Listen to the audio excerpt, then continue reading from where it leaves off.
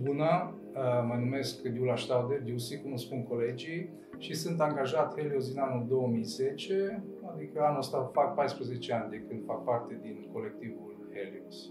Am venit în anul 2010, aprilie, și era diferit, mult diferit față de ce este acum. Firma era la început de drum, eram doar doi la proiectare, programele erau diferite față de ce avem acum. La început a fost un pic dificil pentru mine pentru că provin dintr-un alt domeniu de activitate ca formare, dar am ajuns aici dintr-o întâmplare, doream și ceva nou să experimentez și uite că deja au trecut 14 ani de când sunt cel mai vechi din proiectare.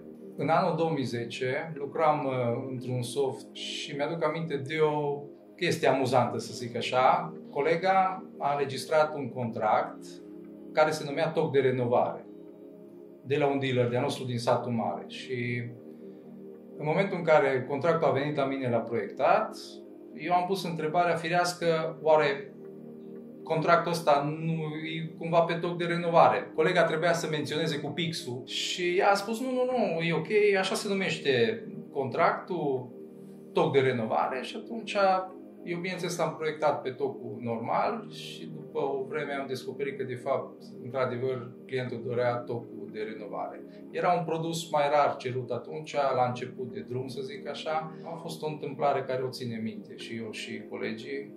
Am rămas în firmă atâția ani pentru că am reușit să mă integrez foarte bine.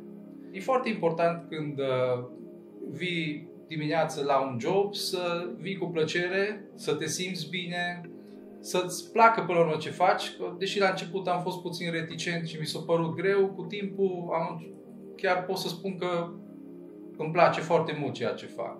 Una dintre piesele care mă încarcă cu energie și care o ascult de atâția ani cu plăcere este piesa Master of Puppets de la Metallica.